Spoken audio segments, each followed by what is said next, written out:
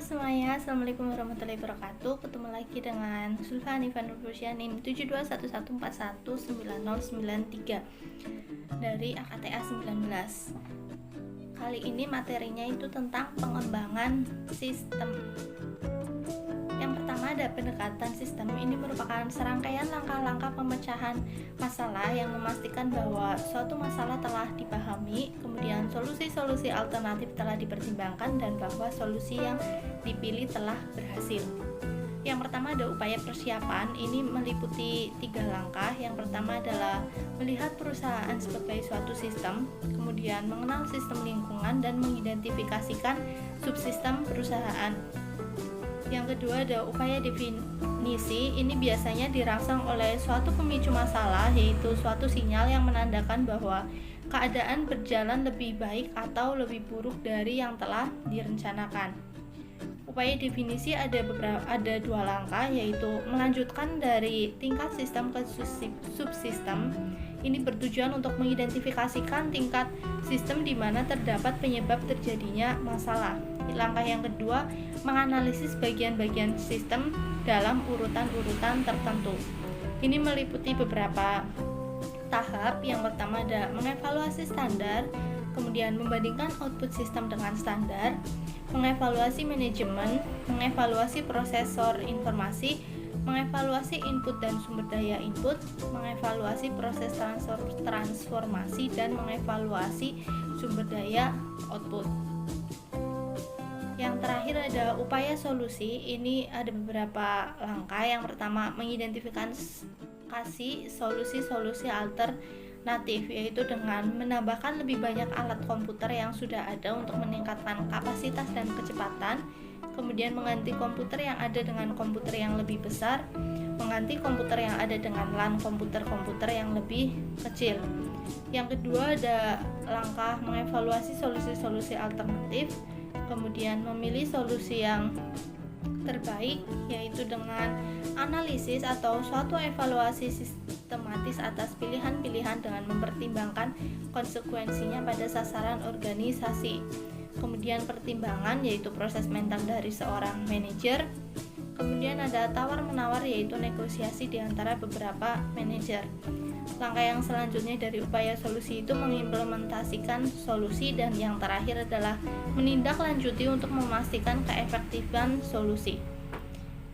Ada siklus hidup pengembangan sistem atau System Development Life Cycle atau SDLC. Ini merupakan aplikasi dari pendekatan sistem bagi pengembangan suatu sistem informasi. Tahap-tahapannya meliputi perencanaan, analisis, desain, implementasi, dan penggunaan. Kemudian ada prototype. Itu merupakan suatu versi dari sebuah sistem potensial yang memberikan ide-ide bagi para pengembang dan calon pengguna bagaimana sistem akan berfungsi dalam bentuk yang telah selesai.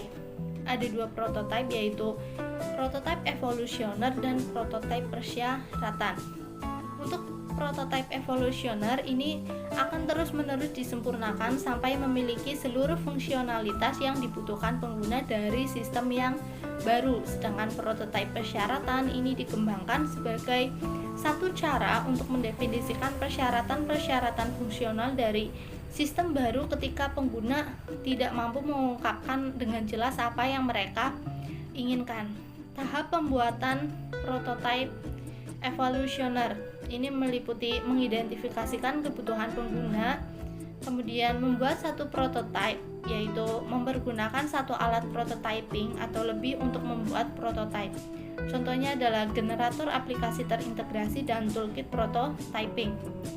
Langkah yang selanjutnya adalah menentukan apakah prototype dapat diterima, yaitu dengan cara mendemonstrasikan prototype kepada pengguna. Dan yang terakhir adalah menggunakan prototype. Kemudian untuk pembuatan prototype persyaratan, langkah 1-3 itu sama seperti pada pembuatan prototype evolusioner, diikuti dengan membuat kode sistem baru, kemudian menguji sistem baru, menentukan apakah sistem yang baru dapat diterima, dan membuat sistem baru menjadi sistem produksi. Keuntungan dari prototyping. Yang pertama adalah membaiknya komunikasi antara pengembang dan pengguna. Yang kedua, pengembang dapat melakukan pekerjaannya lebih baik dalam menentukan kebutuhan pengguna. Yang ketiga, pengguna memainkan peranannya lebih aktif dalam pengembangan sistem.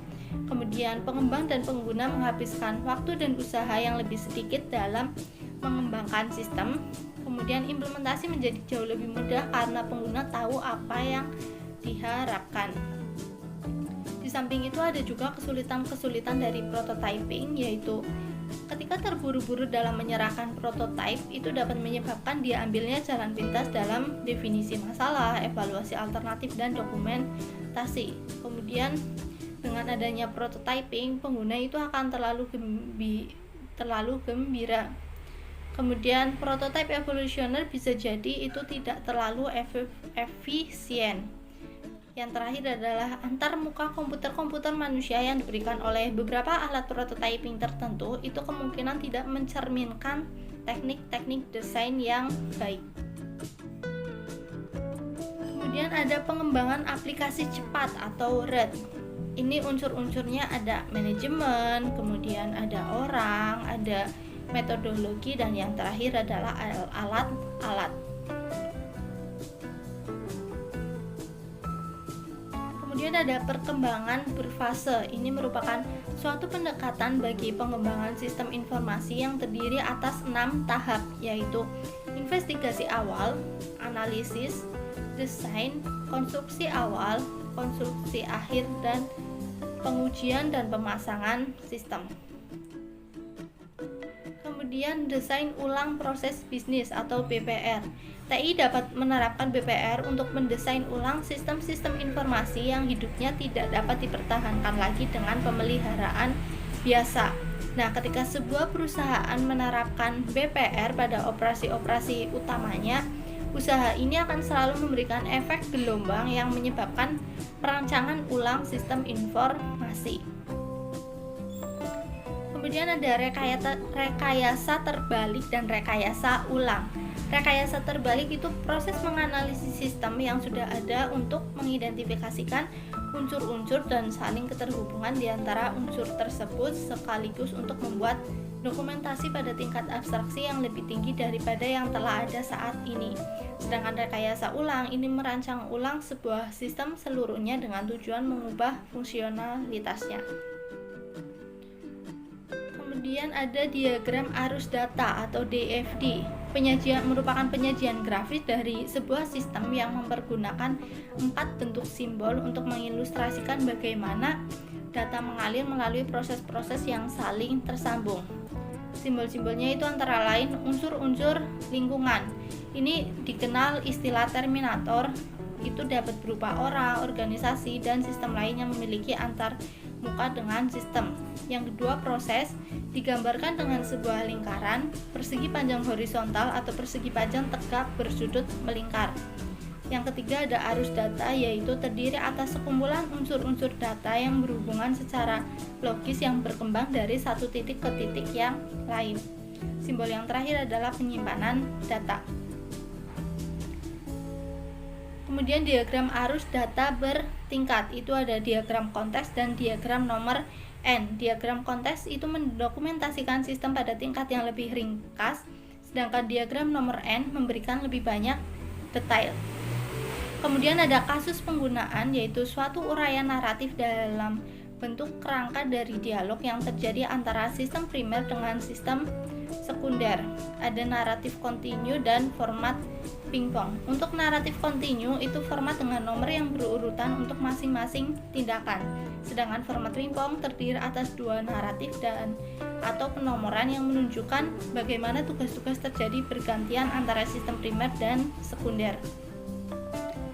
Ketika sistem memiliki nilai strategis atau pengaruhnya meliputi keseluruhan organisasi, direktur utama atau komite eksekutif perusahaan dapat memutuskan untuk mengawasi sendiri proyek pengembangan tersebut.